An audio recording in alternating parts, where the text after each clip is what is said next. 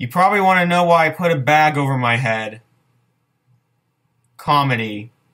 That's why. What is up, guys? It's MegaMan here. Welcome back to another video. Today I'm going to be doing a shorter video discussing about how I rate books. Now, ratings are very important to me. I think they just kind of give a rough summary of how you thought of a specific book. I do not think... I'm just going to go in depth. I'm not really going to go in depth with, like, what do the ratings, like... what the ratings history in the internet is, or something like that. I'm just gonna give you the rating, what I personally think of it, and if I have something else to say, I'll say it. I don't want to make this video too long because I don't have that much time, but oh well, let's get into this. So how I rate books is on the 5-star system. 1, 2, 3, 4, 5. 1 being the worst, 5 being the best. So first off, I'm just gonna get it out of the way and use 1 out of 5 stars.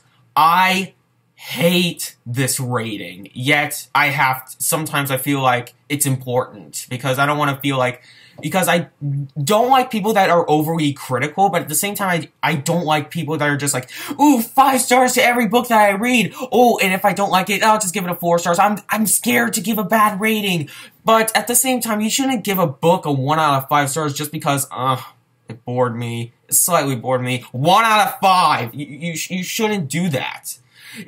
I only saved this rating for the books that I really just disliked with all my passion. Like, I gave A Separate Peace this, I gave The Old Man and the Sea this, I gave A Clockwork Angel by Cassandra Clare this rating. Only the worst of the worst get this rating, and it's in fact my least common rating. So, yeah. 1 out of 5 stars.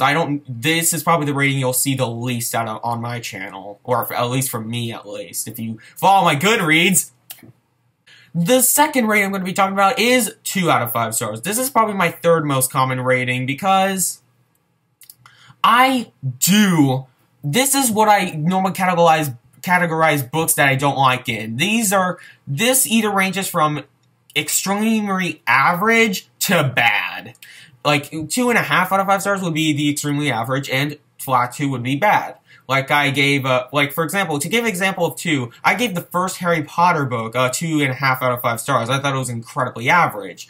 And with a recent example of what I did with a flat 2 was Me Talk Pretty One Day, which I actually finished just earlier this month. And I did not like that book at all, so I just didn't care for it. So I put it at a 2 out of 5 stars, just flat 2 out of 5 stars, because I don't like it when people say 2 out of 5 stars. It's not the worst rating. Well, it is, sure, it's not the worst rating, but it also doesn't mean it's good. It doesn't mean, oh, it's fine, it's passable. No, 2 out of 5 stars is not a passable rating for me, but at the same time, it's not awful. So that's my intake on 2 out of 5. It's my third most common rating, and normally, if I don't like a book, you'll probably see this rating if I don't like a book.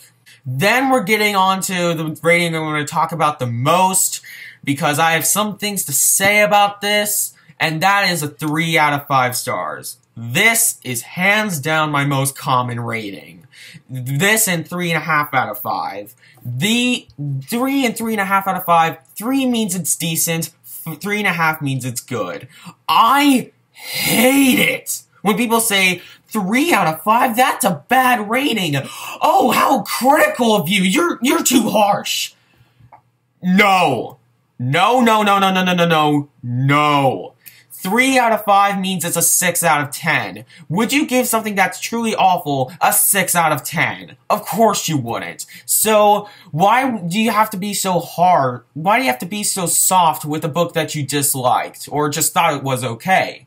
Because most of the books that I think are okay get a 3 out of 5 stars. Like, I gave Lolita by Vladimir Nabokov a 3 out of 5, A Confederacy of Dunces a 3 out of 5, and, yeah, and I think I gave Hard Times by Charles Dickens a flat 3 out of 5 as well. And 3.5 out of 5, this is probably my most common rating out of the most common rating. This is the good novel. Like, the last novel that I just read was The Secret History by Donna Tartt, and I gave that book a 3.5 out of 5 stars. I had my major issues with it, but I overall really liked the novel. So, yes, 3 out of 5 stars is a good rating. I know I'm kind of being negative with this, but I just don't like when people say 3 out of 5, it's a bad rating. It's not. It truly isn't. So, that's my input on it. 4 out of 5 stars. this is it means it's great. It's great. It's not a masterpiece, but it's great. I really like this rating because it doesn't mean that you're perfect, but it means you're still great. And honestly, it really makes me happy to give a book 4 out of 5 or even 4.5 out of 5 because it just is a good feeling to rate a good book. I don't know about you guys, but it's really heartwarming to give this book this rating because it doesn't mean it's amazing, but it doesn't mean it's flawless. But it doesn't mean that it's, well, it is amazing, but it's not like a masterpiece, 10 out of 10, but it's not bad either. No stretch of the imagination would you give a bad book a 4 out of 5 stars. If you do, rethink how you rate books.